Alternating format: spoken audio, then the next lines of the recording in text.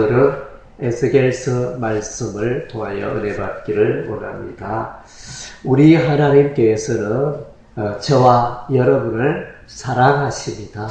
하나님께서는 저와 여러분을 만세전에 택하여 주시고 때가 되매 십자가 앞으로 여러분을 부르시고 그 예수 그리스도의 십자가의 보혈의 그 사랑을 속죄의 그 피를 믿게 함으로 하나님의 자녀가 되게 하시고 또 오늘까지 우리가 하나님의 보호하심과 인도하심과 성령의 인도하심 가운데 우리가 살아오고 있는 것입니다. 그래서 이제 하나님께서는 우리를 향하여 거듭거듭 말씀하십니다. 한번 택한 백성은 영원토록 하나님이 후회하지 않으시고 그 사람을 끝까지 보호하고 지키시고 인도하신다는 사실입니다. 사람은 예수 믿는다고 해가지고 그 사람이 모든 영역에 있어서 완벽하게 하나님의 사람으로 성령의 사람으로 그렇게 살지는 못하지만 때로는 넘어지고 때로는 실족하고 때로는 말씀 가운데 살지 못하고 이런 부분이 있을지라도 그럼에도 불구하고 우리 하나님은 끝까지 영원토록 세세토록 여러분의 삶을 붙들고 인도하시고 천국 들어갈 때까지 여러분과 함께 하신다는 사실입니다. 그런데 이제 우리 하나님은 끝없이 사랑하시고 끝없이 이렇게 죄에 대하여 좋은 태도를 보이시는 분은 아닙니다. 죄에 대하여는 우리 하나님이 단호합니다. 신구약 성경의 내용을 보면 하나님은 죄에 대하여는 반드시 형벌을 가하십니다. 죄에 대한 심판을 부어 주시고 있는 것을 보게 되었습니다. 하나님께서 아브라함을 부르시고 아브라함을 가나안 땅에서 살게 하시고 아브라함은 이삭을 낳고 이삭은 야곱을 낳고 야곱은 또 유다와 그의 12아들을 낳음으로 이 아들들이 이스라엘의 12지파가 되고 그래서 이스라엘 민족의 출발이 이루어지게 되어집니다. 그래서 하나님이 이 이스라엘 백성들을 향하여 너희는 이제 하나님의 말씀 따라 살며 율법을 따라 살며 여호와 하나님만을 예배하면서 살거라 이렇게 신신당부를 하셨습니다. 그랬는데 어떻게 되었습니까? 모세가 죽고 여호수아가 죽고 이랬을 때 사사시대에 이랬을 때 이스라엘 백성들이 우상 숭배를 시작하게 되었습니다. 이웃 나라의 우상을 섬기게 되었습니다. 참으로 가슴 아픈 일이죠. 그래서 이제 우리 하나님은 이웃 나라 대적들을 보내어서 이들을 이스라엘을 치게 하십니다. 그러다가 이들이 포로가 되고 이들이 대적에게 속하여 고통 중에 살아갈 때 부러지져 하나님께 기도하였더니 하나님이 사사를 보내셔서 이스라엘 백성을 구원하십니다. 이런 역사가 반복되는 게 사사기의 역사가 되어집니다. 그리고 이제 사사기 시대가 끝나고 왕정 시대로 접어듭니다. 초대 왕이 사울 왕이요, 또 둘째 왕이 다윗 왕이요, 셋째 왕이 솔로몬 왕이요, 이렇게 왕정 시대가 이루어지면서 솔로몬의 아들 르호보암 때 나라가 둘로 나뉘어집니다. 북이스라엘과 남이스라엘로 나누어지고 북이스라엘은 11개 지파 그리고 남이스라엘은 유다 지파 중심으로 그렇게 왕국이 형성되어지다가 그런데 이스라엘 백성들이 우상을 또 섬기기 시작했습니다. 거듭거듭 이 히스기야 왕이라든가 요시야 왕이라든가 많은 왕들이 일어나서 종교 개혁을 행하고 우상 숭배를 몰아내고 이런 일을 행하였지만은 여전히 그 뿌리가 남아서 그 뿌리가 자라고 이렇게 하여 마침내는 하나님께서 내가 이 예루살렘을 썰어버리라. 예, 북이스라엘 사마리아를 썰어버리라. 우리 하나님 그렇게 결단을 하십니다. 비록 노아와 다니엘과 욥, 의로운 성경의 의로운 대표적인 사람이 노아요, 또 다니엘이요, 욥입니다. 참으로 하나님 앞에 깨끗하고 이렇게 살아간 사람인데 그들이 비록 이런 상황에서 기도할지라도 그들이 자기 생명만 구원하리라. 그래서 이제 하나님의 이 죄악에 대한 심판을 돌이킬 수 없게 되었다는 이야기가 되어집니다. 그래서 하나님이 왜 예루살렘을 이스라엘을 심판하기로 결심하셨느냐? 그것을 보면 이제 이스라엘 백성들이 너무나 죄악에 오염되어서 선지자를 보내서 거듭 말해도 도무지 그 말을 듣지 않습니다. 한쪽 귀로 듣고 한쪽 귀로 흘러버리고 그래서 에레미야 선지자는 예루살렘 멸망 직전에 그들을 향하여 말합니다. 표범의 반점을 깨끗게 할 수 있느냐? 아프리카 구스인의 그 검은 피부를 하얗게 할 수 있느냐? 할 수 있다면 이스라엘의 죄악도 깨끗게 되리라. 방법이 없다. 도저히 말을 듣지 않으니까 하나님께서 채찍질을 드신다는 이야기가 되어집니다. 그래서 이 에스겔서는 보면 606년에 이스라엘의 바벨론 포로가 이제 바벨론의 포로가 되는 사건이 606년에 BC 606년에 1차적으로 일어납니다. 그리고 2차적으로 또 바벨론 왕에 의해서 포로로 끌려가게 되어지는데 그것이 BC 597년입니다. 2차 그리고 제3차는 BC 586년 예루살렘성 멸망 때 또 포로가 3차에 걸쳐서 포로가 끌려가게 되어지는데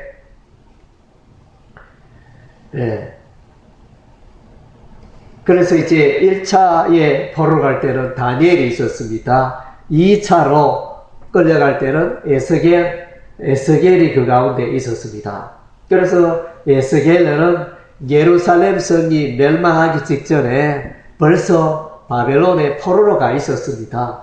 포로로 가 있으면서 그발 강가에서 이스라엘 백성들, 포로된 이스라엘 백성들과 함께 거하면서 거기서 이제 예언의 말씀을 전하게 되어집니다. 그야말로 바벨론의 나라를 잃고 바벨론의 포로가 된 이스라엘의 백성들은 나라를 잃고 또 모든 것이 자유가 없죠. 시키는 대로 해야 되고 마음껏 먹을 수 없고 마음껏 입고 생활할 수도 없는 모든 것이 불편한 그런 포로가 되고 노예가 된 생활이었던 것입니다. 쉽게 말하면 그들의 죄로 말미암아 고통을 당하고 하루하루가 살아가는 게 힘들고 먹고 사는 게 힘들고 고통의 나날이요 어둠의 나날이었습니다. 그러한 때 하나님께서 에스겔 선지자를 부르시고 에스겔 선지자에게 하나님의 말씀을 예언의 말씀을 주시고 그래서 이 에스겔 선지자가 이스라엘의 미래에 관하여 예언을 합니다. 먼저는 이제 전반부에는 예루살렘의 죄악을 이야기하면서 예루살렘이 마침내 멸망하게 되리라. 그것을 선언합니다. 예루살렘의 죄와 예루살렘의 멸망을 선언하고 난 이후에는 이제 예루살렘의 미래, 그러면 포로가 되고 멸망이 되는데 이 이스라엘은 어떻게 될 것인가? 그 미래에 관하여 소망의 삶, 소망의 예루살렘에 관하여 예수겔 선지자는 예언해 주고 있는 것입니다.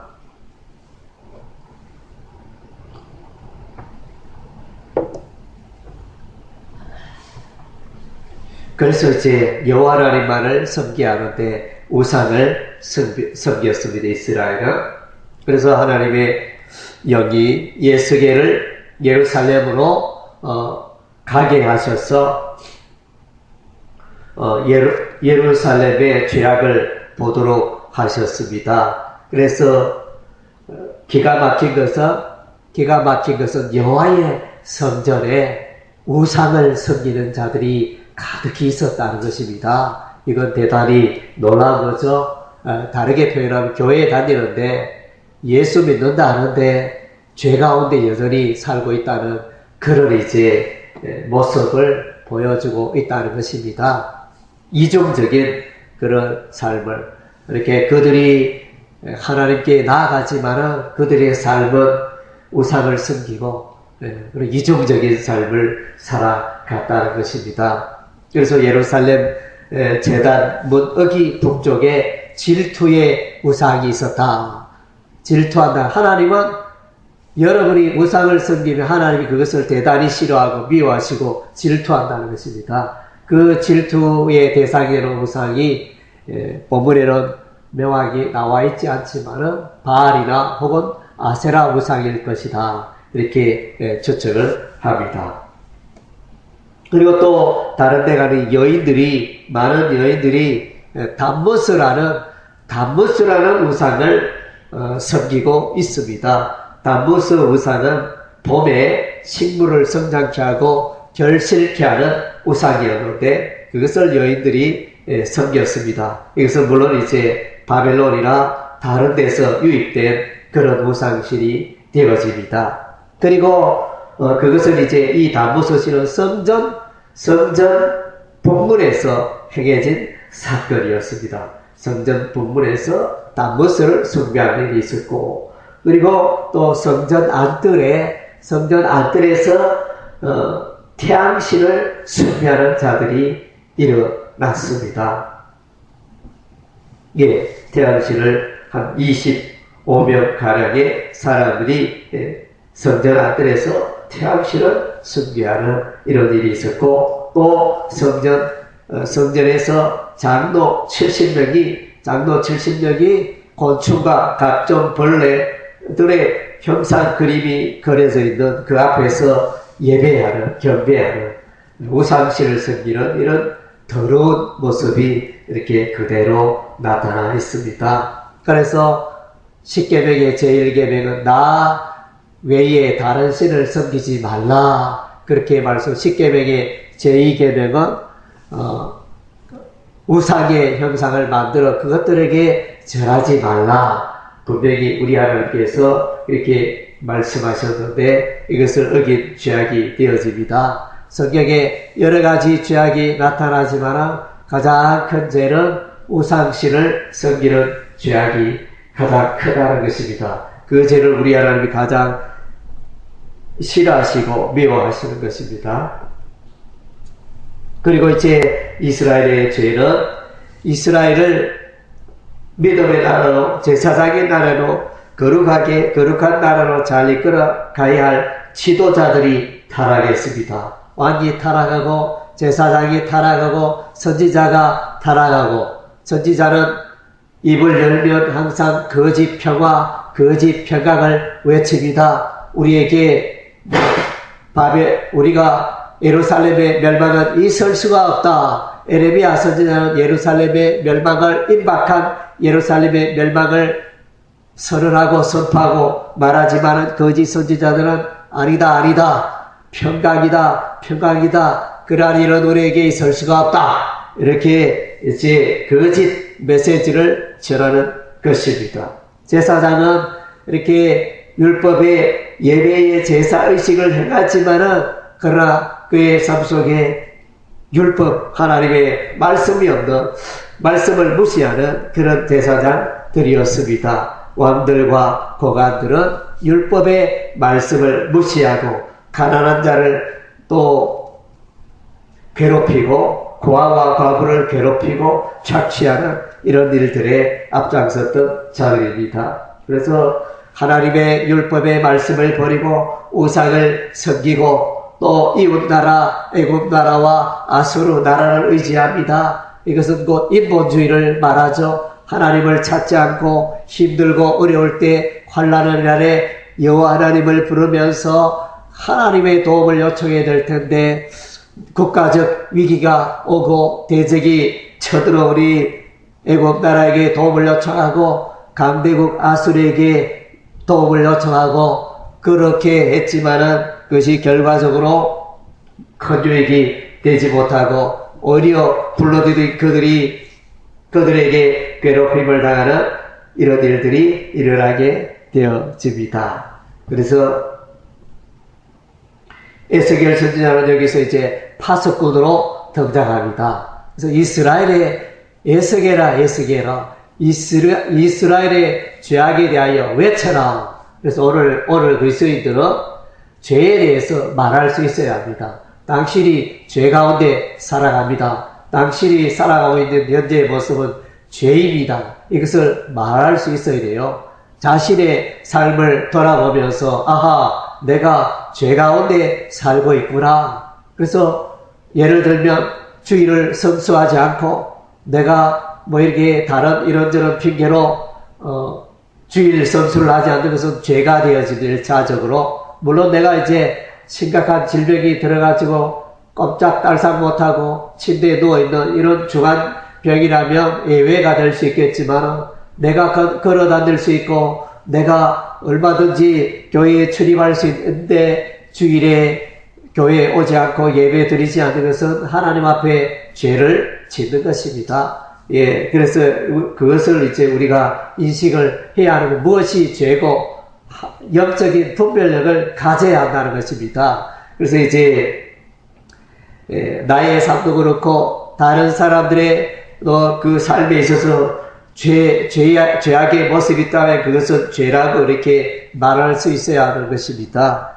에스겔 선지자도 이스라엘 백성들의 그 죄 가운데 모두가 똘똘 뭉쳐서 죄 가운데 살아간 그 모습을 담대하게 여러분들은 죄 가운데 살고 있습니다. 이것을 외쳤습니다. 죄를 알고도 죄를 죄라고 말하지 않을 때 우리 하나님이 그 선지자에게 그 파수꾼에게 그 값을 책임을 묻겠다 이렇게 말씀하고 있습니다. 그래서 우리 하나님은 이 이스라엘의 죄악에 대해서 심판을 하십니다. 그래서 에스겔서에 보면 하나님께서 이 심판의 주관자가 되심을 계속 말씀해 주고 있습니다. 비록 예루살렘 유다 나라가 바벨론 나라에 의해서 침공을 받아서 멸망에 이르렀지만 그 배후에 하나님이 계시고 배후에 바벨론 사람들을 바벨론 민족을 바벨론 군대를 이용하여 죄악으로 살아가는 죄악 가운데 사는 이스라엘을 예루살렘을 심판하신다는 것입니다. 그래서 우리 하나님의 심판은 뿐만 아니라 우상 가운데 살아가는 이웃 나라들도 더불어 심판하십니다. 암몬 나라를 심판하고 에돔 나라를 심판하고 블레셋, 두로, 애굽, 기타 예루살렘 이스라엘 주변의 나라들도 우상을 섬기는 나라들도 동시에 우리 하나님이 심판하십니다. 그래서 이 심판의 날은 깜깜한 날이요 어둠의 날이요 애통의 날이요 고통의 날이 되어집니다. 그래서 여호와의 영광이 예루살렘에서 여호와의 성전에서 떠나는 날이 되어지는 것입니다. 그래서 우리 인생의 행복과 슬픔이 어디더냐 하나님이 여러분을 떠날 때 가장 흑암의 날이요 고통의 날이 되는 것입니다. 반면에 하나님께서 나와 함께 하시고 하나님께서 나의 삶을 붙드시고 빛 가운데 영광 가운데 함께 하신다면 나의 삶은 복되고 행복한 것입니다.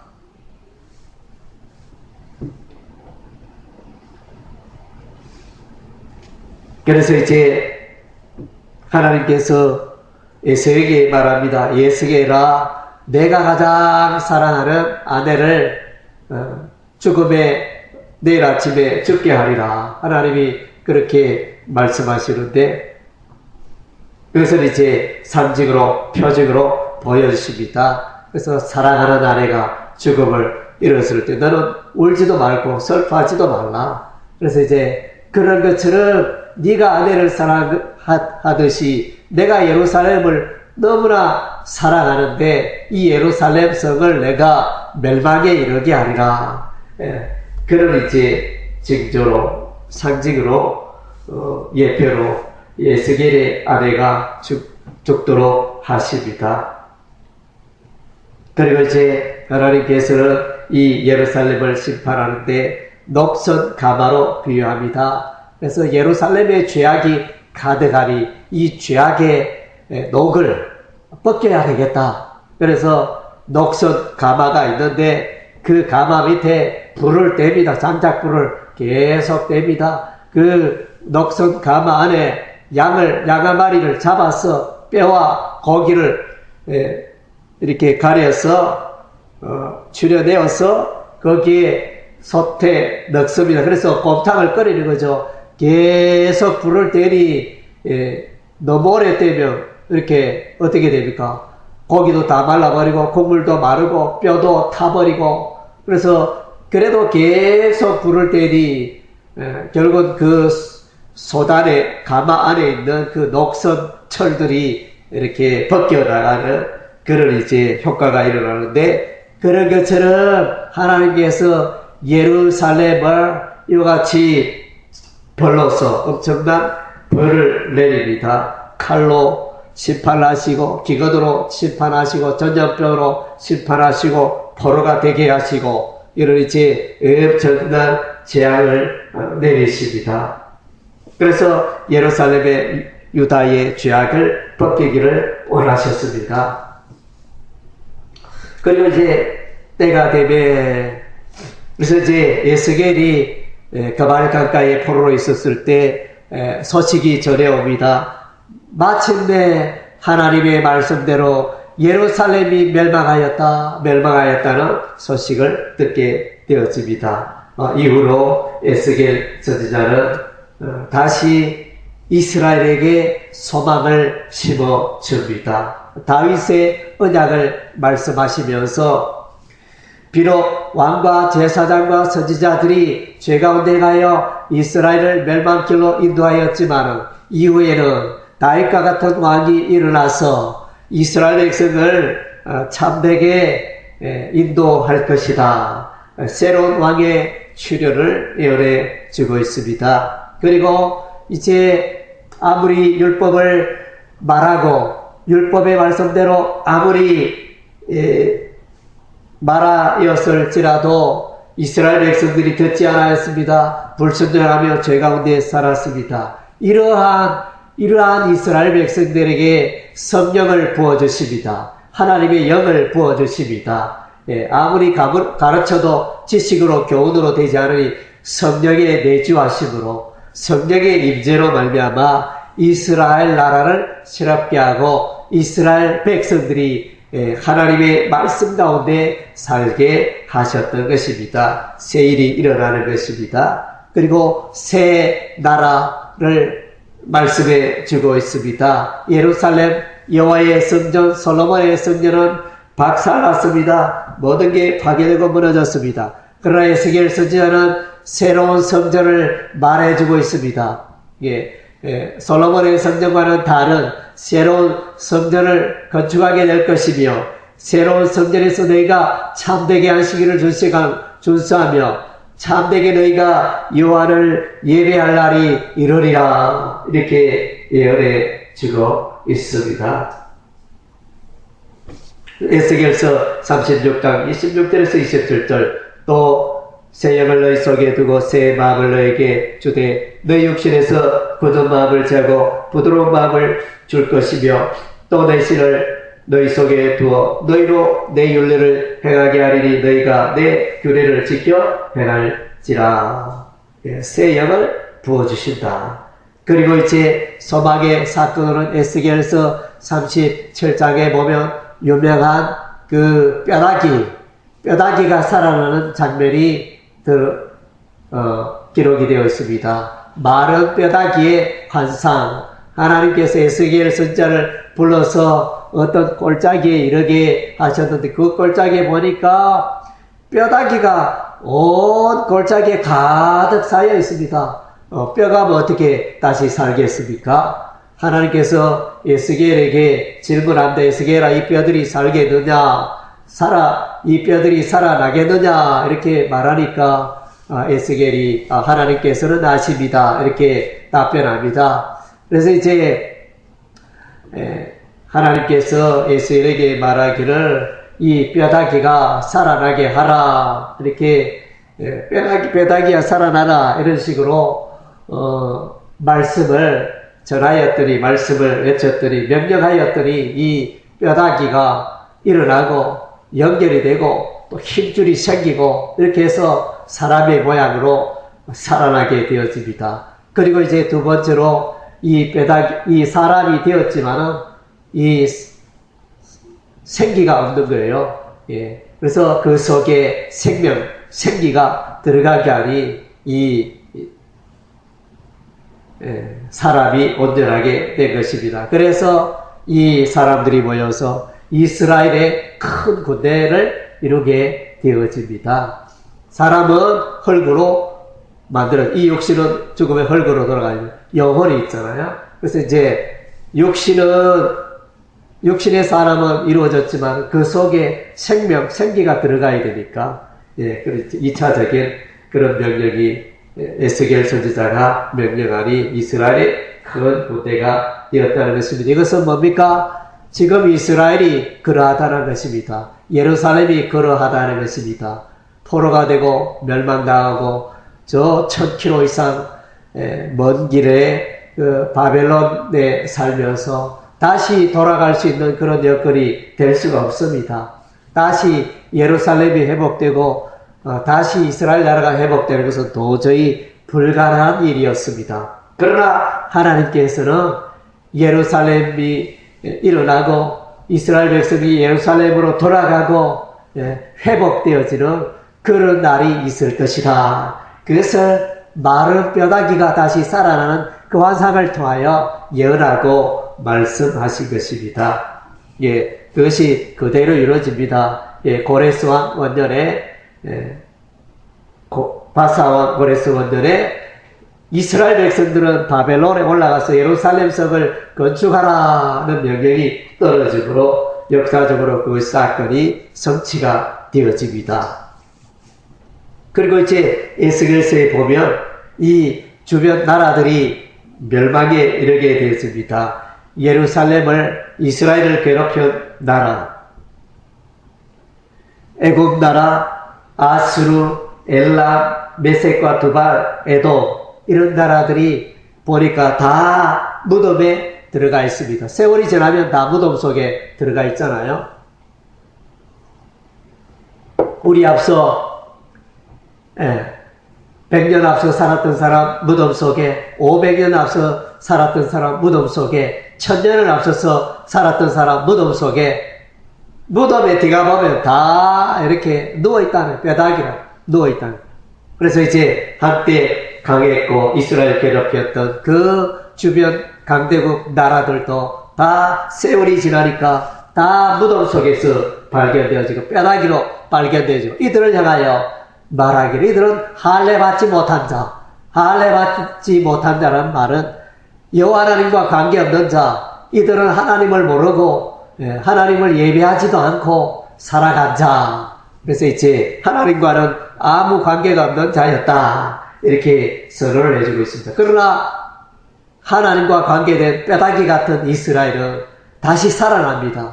부활의 역사를 경험하게 되고 다시 부활의 기쁨의 생명의 세계에 참여하게 된다는 것을 대조하여 에스겔서에서 말해주고 있습니다. 그리고 에스겔서 마지막 부분에 보면 성전에서 물이 흘러나오는데 그 물은 생명의 물인 것입니다. 성경에서 흘러나온 이 물이 가는 곳마다 죽었던 생물이 살아가고 죽었던 나무가 살아나고 죽었던 생물이 살아나는 놀라운 생명의 역사가 일어난다는 것입니다. 이것은 무엇을 말합니까? 이것은 곧 성령의 오늘날 복음시대 신약시대의 성령의 역사로 말미암아 많은 사람들이 성령에서 거듭나고 성령에서 하나님의 사람이 되고 성령에서 하나님의 교회로 돌아오고 교회가 세워지고 교회가 일어나는 생명의 역사를 말해주고 있습니다. 하나님의 복음으로 말미암아 하나님의 성령으로 말미암아 죽어있던 세계가 살아나고 죽어있던 자에게 생명이 주어지는 이런 놀라운 역사가 일어나게 된다는 것입니다. 그래서 하나님께서는 죄 가운데 살아가는 예루살렘을 심판하셨습니다. 그러나 이제 심판하시기 전에 하나님은 사람을 찾았습니다. 먼저는 에레미야서에도 보면 에레미야 선지자도 이렇게 말합니다. 에레미야야, 이 예루살렘 성에 하나님을 찾고 하나님을 경외하며 하나님 중심으로 살아가는 한 사람이라도 발견하면 내가 이 성을 용서하겠다. 이렇게 하나님이 말씀하시는 장면이 에레미야서 5장 1절에 등장합니다. 너희는 예루살렘 거리로 빨리 왕래하며 그 넓은 거리에서 찾아와 구하라. 너희가 만일 공의를 행하며 진리를 보는 자를 한 사람으로 찾으면 내가 이 성을 쌓으리라.